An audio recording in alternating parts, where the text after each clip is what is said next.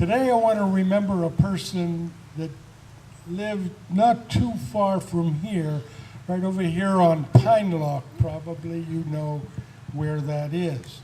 He has a name, it's Bill Coleman. He has a hometown, it's right here in Orlando.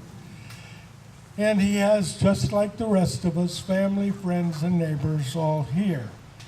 He is representative of the 10 million men and women that served during World War II.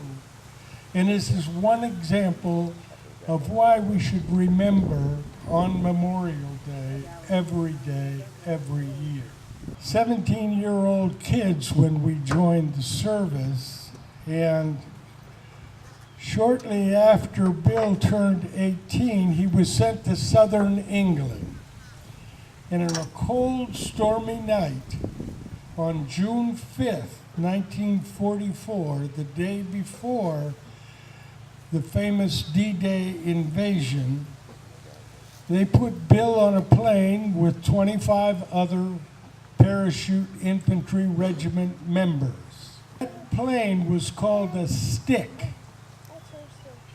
And about 150 sticks took off that night. And what's important is that 21 of those sticks were never heard of again. They were shot down with a full load of soldiers in trying to get to the Normandy beachhead. In Bill's group, his plane was hit before they could jump, so there was no hesitation when they ordered them out of the plane. But the planes had to pass over 2 islands before they got to the beach. And those 2 islands were called Jersey and Guernsey. And they were off the coast of France. And the Germans had set up huge anti-aircraft batteries, and it peppered those planes incessantly for the entire time they were coming over the English Channel. Now, from southern England to the Normandy beachhead is only about 100 miles from here to Tampa. So it's a very short plane ride, about 22 minutes. But as they were flying over, the skies lit up. They were ordered to jump, and jump they did. It was like bright daylight. There were so many rockets going off. Bill's plane was hit by shrapnel, and when he jumped out of the plane, the first thing that hits you is the shock of leaving a plane going 110 miles an hour, and the shock tore Bill's helmet off. He was outside the plane now, and he counted to 10, and he pulled the cord. Well, the first thing that happens with a parachute is stops you quickly. And that quick, sharp stop, Bill lost his rifle. So he's parachuting into enemy territory in France without a helmet, without a rifle. And he could see the tracer bullets coming up at him. Hit the ground, he was shot twice, once in each leg. He had to land on his back because he couldn't stand the pressure at 35 miles an hour of hitting the ground. And the first thing he did, of course, was try to get out of his chute. After a couple of minutes, he was successful in doing that, and he started looking for some other Americans, some members of his group. But he didn't know that they had missed the drop zone, and they were 15 miles behind enemy territory, 5 miles away from their drop zone where their commanders were. Bill picked himself up, and he started walking, and he saw somebody walking towards him. He didn't know it at the time because it was midnight. It was 1 o'clock in the morning. It was dark. He moved toward the person walking, later to find out in the next 60 seconds that it was a German officer. The German officer made a mistake.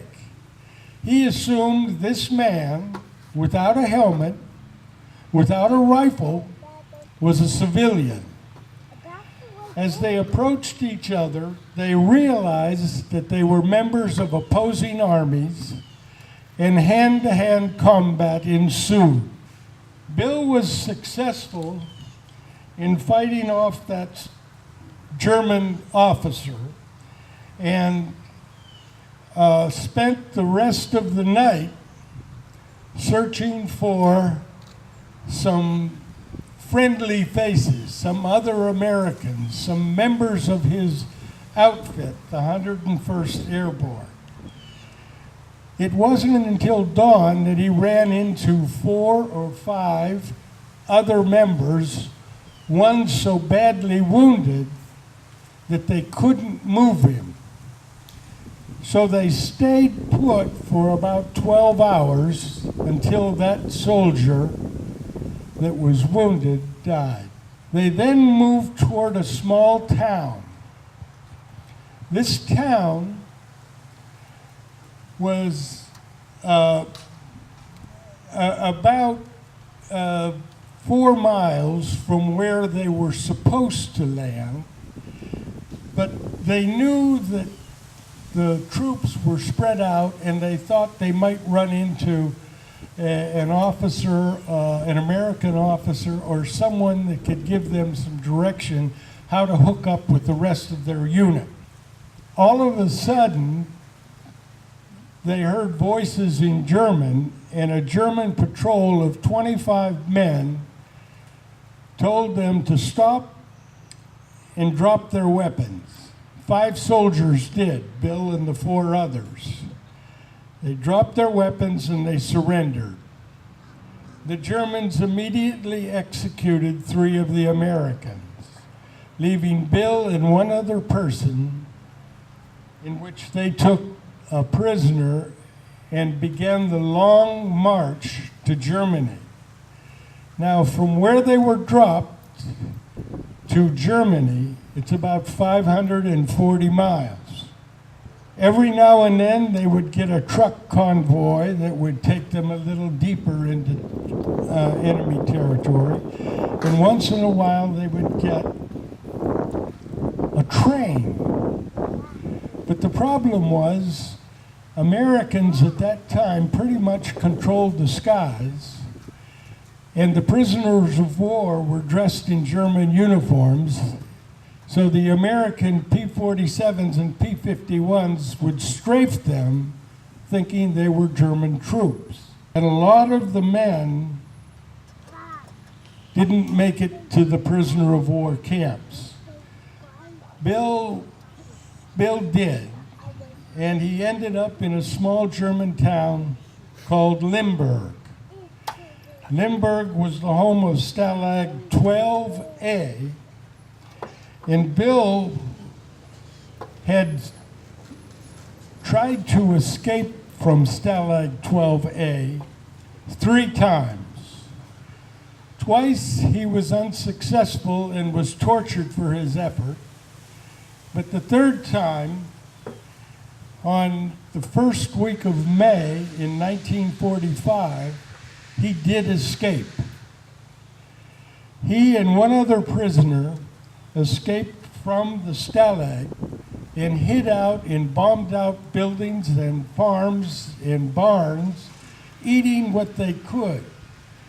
Now, what Bill and his friend didn't know was the war had actually ended 2 days after they escaped.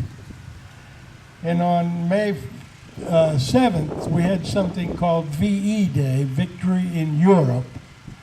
And Bill and his friend continued to run and hide because they didn't want to be recaptured. Finally, after 2 weeks on the run, our neighbor Bill and his friends decided to surrender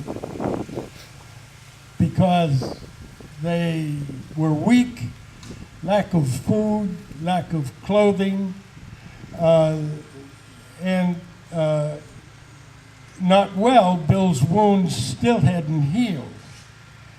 So they decided that night they would surrender to the 1st German Patrol. So they waited till around midnight, and they heard a patrol coming. And in the year of captivity, they had learned to speak a little German, and they walked up to the patrol and asked in their broken German, "What city are you from?" And the guy looked at him and says, "I'm from Brooklyn, New York." And Bill's nightmare was ended. Now, even though Bill was a recipient of 61 medals, he also was knighted by the President of France, sat 2 seats away from President Obama during that knighthood. He served as a member of the Florida governor's cabinet as Secretary of the Department of Transportation. He served on the first George Bush's cabinet as head of the GSA. He was elected to the House of Representatives and remained active in Veterans Affairs. Bill was as close to me as my brother, and I called him my brother, and he was one, of course, the original band of brothers. And sadly, he passed away a couple of months ago. It is fitting that we remember not only the men and women who left our community never to return, but those that serve and sit among us today. And so this presentation that I have is what Memorial Day 2013 means to me, and what every day means to me, for all the men and women that died and struggled through the wars. I remember them every day. Thank you very much.